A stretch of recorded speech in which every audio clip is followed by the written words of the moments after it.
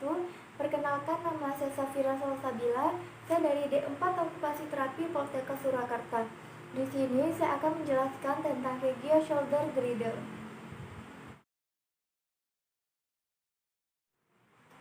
Masuk ke pembahasan pertama, yaitu tentang tulang di Regio Shoulder Girdle.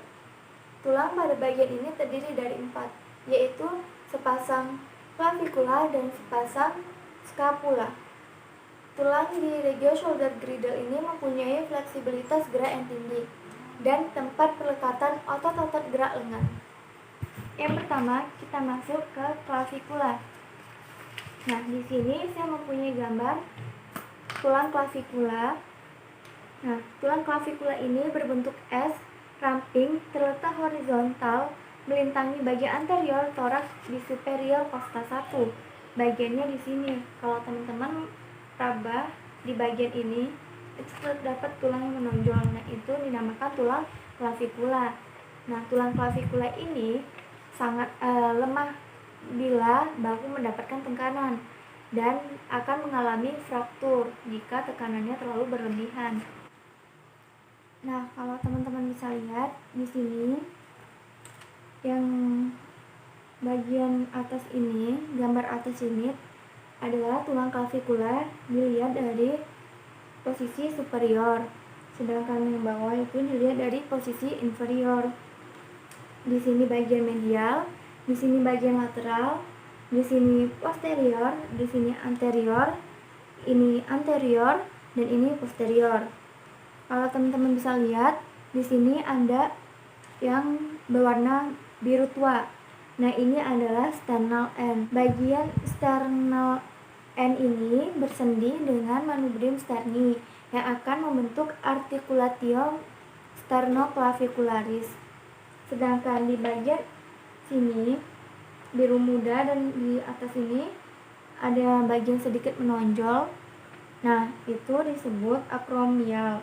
Nah, acromial end ini bersendi dengan acromion scapula yang akan membentuk articulatio acromioclavicularis. Nah, kalau teman-teman bisa lihat, ini di bagian yang agak sedikit cekung, itu namanya impressio, yaitu tempat untuk pelekatan costoclavicular ligamen.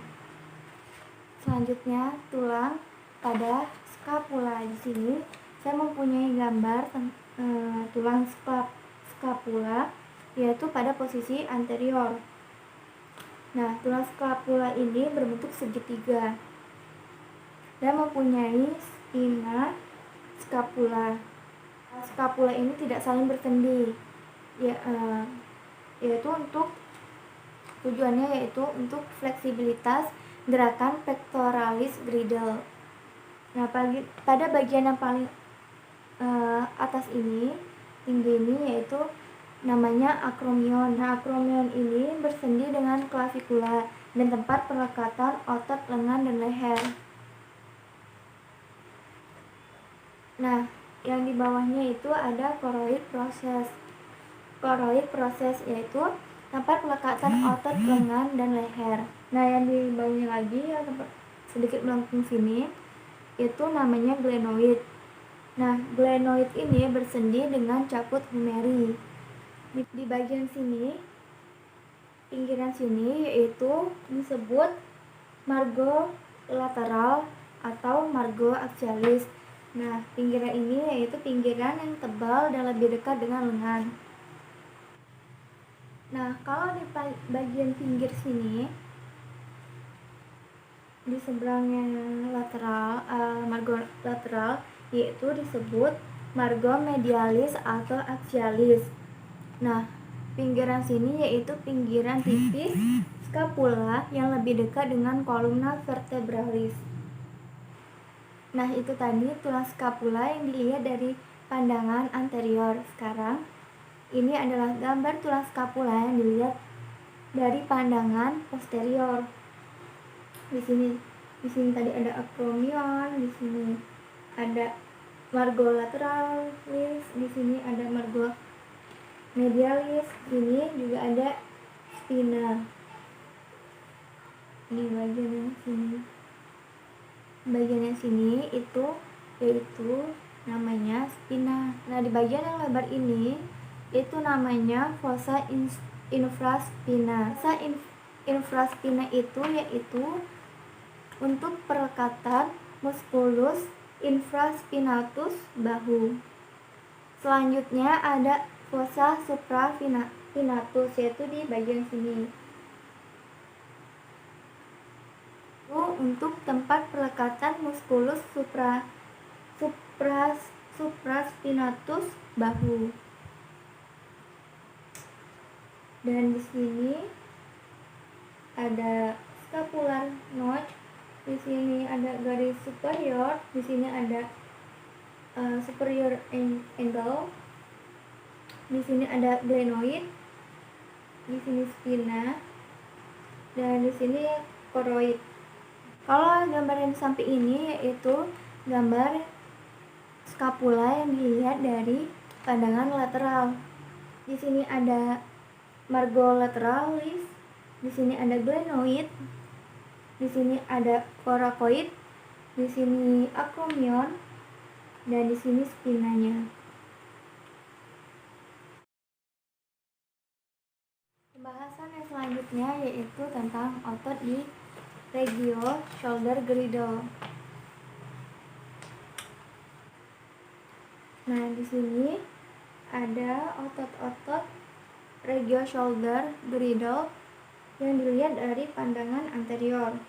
Di sini ada pectoralis major yang bagiannya yaitu clavicular head, sternocostal head, abdominal part. Nah, pectoralis major ini origonya yaitu di clavicula, sternum, dan cartilago costalis costa 2 sampai 6. Insersionya yaitu di tuberculum majus dan labium lateral sulcus intertubecularis humeri.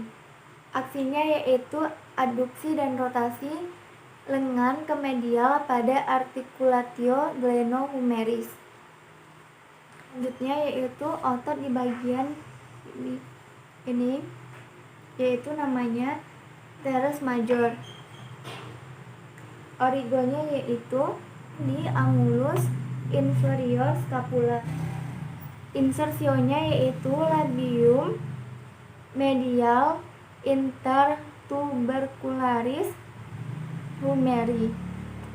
Aksinya yaitu ekstensi lengan pada articulatio glenohumeri dan membantu adduksi dan rotasi lengan ke medial pada articulatio glenohumeri. Dan di bawahnya itu di sini itu ada latissimus dorsi. Origonya yaitu vertebra T7 sampai L5. Insersionya yaitu di sulcus intertubecularis humeri. Aksinya yaitu ekstensi, adduksi, dan rotasi lengan ke medial pada articulatio glenohumeralis. Menarik lengan ke inferior dan posterior. Ini gambar otot pada regio shoulder girdle yang dilihat dari pandangan posterior.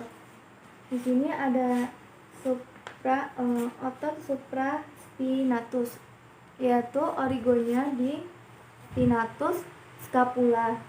Dan di sini ada insersionya yaitu di tuberculum majus humeri.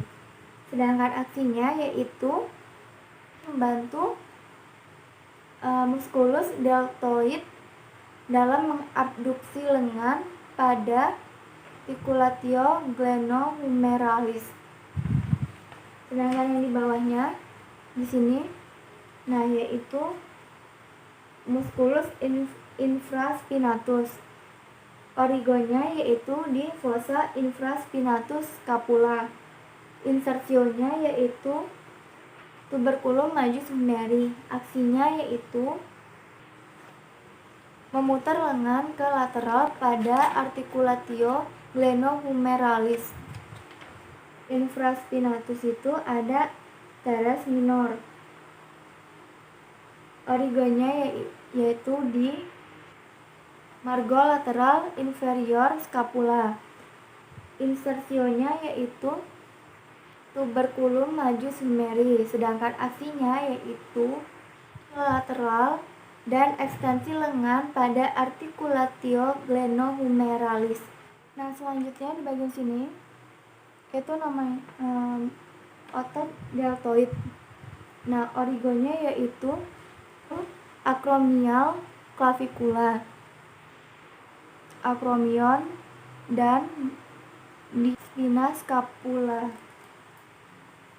Insersionya yaitu tuberculitas deltoidea, dan aksinya yaitu mengabduksi lengan pada articulatio glenohumeralis serta memutar lengan ke medial pada articulatio glenohumeralis dan memutar lengan ke lateral pada articulatio glenohumeralis.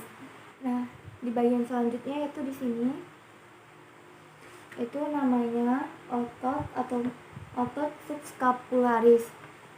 Origonya yaitu di fossa subscapularis serta insersionya yaitu tuberculum minus humeri. Aksinya adalah memutar lengan ke medial pada articulatio glenohumeralis.